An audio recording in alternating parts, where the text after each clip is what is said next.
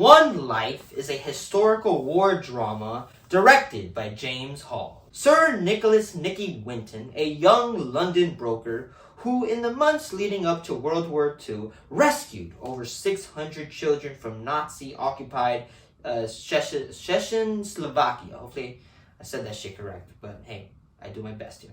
The runtime is 109 minutes. Film's rating is PG in color, based on the book by Barbara Winton, starring Anthony Hopkins. So yeah, a PG Nazi movie. That's a first. I think the only one that I remember that was, I think it was PG-13, was The Zone of Interest. That one was PG-13. Usually Nazi movies are in the R ratings, but this one is actually a PG Nazi film, surprisingly. And One Life. This is a film that I didn't think I was going to talk about, but I felt like, oh, this is a very, very moving movie. Like, it's going to bring tears to your eyes if you feel what I felt. Like, when I watched this movie, I felt emotion. It's specifically towards, like, the ending of the movie. But everything before that is very much like, let's save the kids. It's really good. Like, it's a really great film. And while watching it, I thought, like, this is a really good movie. And then by the end, I'm like, oh, wow. That was awesome. That hit me. It is all on Mr. Anthony Hopkins. He plays the character of Nicky Winton. He plays the older version of the character, and he's living life, in his way. But, he starts, remembering the past. And he really is like, he thinks to himself, like, oh, man, I could have done maybe more. And he's also dealing with, what are these kids? Like, how are they doing? Like, did they make it safely? Anthony Hopkins, this is like an Oscar-nominated performance, you know what I mean? I'm not the kind of person to be like, yeah, nominate them. It is an Oscar-nominated performance. Anthony Hopkins is just great in this movie. His performance is just incredible, and that's what you expect, I guess, for Anthony Hopkins. It's very rare for Anthony Hopkins to do a bad performance. I've never seen Anthony Hopkins do a bad performance. I don't even think he's done a bad performance. But Anthony Hopkins really pulls such a performance of this man who is just, he's getting older, and he's remembering, he's going through the past, the toughness of everything, and he's like, let's try to see the kids, man, see how they're doing, and it's really awesome stuff. And Anthony Hopkins, just incredible. His performance is amazing, and also the young kid, Johnny Flynn, playing, of course, the young version of him, just looks just like Anthony Hopkins when he was younger. Like, they really did a great job picking the character. Like, I'm surprised, like, I don't know if this is his kid or something, because sometimes they do that. Sometimes they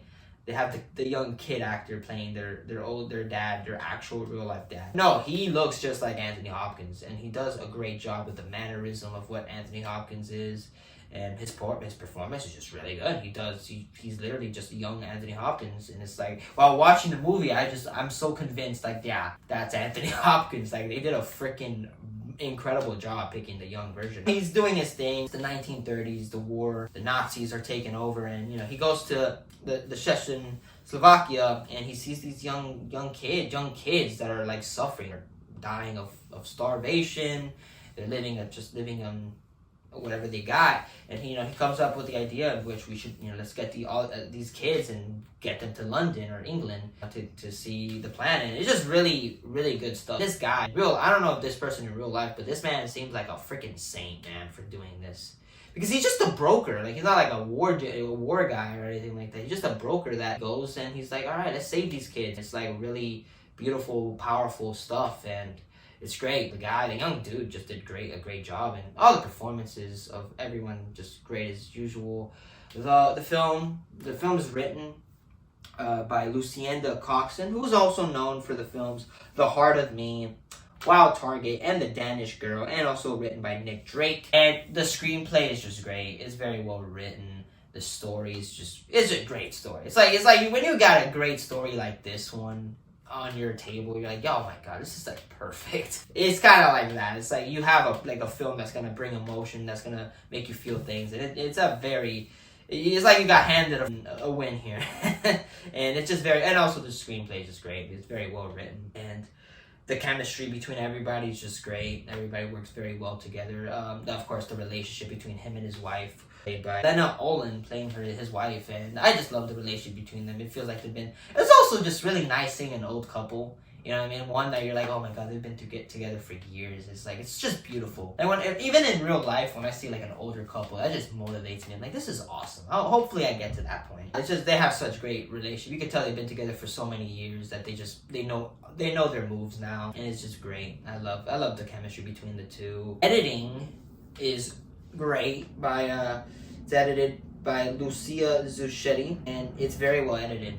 Everything, like the pacing, it's slow in times where it really takes its time with things, but also when they're like, all right, let's save these kids, it's edited just very incredibly. The cinematography is great by Zach Nicholson. It's a very well shot film. This film, I didn't know this movie was really good by the end. Like by the end, I really felt like, wow, that was incredible. That was an incredible film with one of Anthony Hopkins' best performance I've seen since, let's say, The Father, which wasn't even that long ago. So it's like Anthony Hopkins really, bro. Anthony Hopkins is like what, 70, or I don't know how old he is, but he's getting there in age. Not like it's a bad thing. But he is still knocking it out of the park as an actor. His performances get better and better.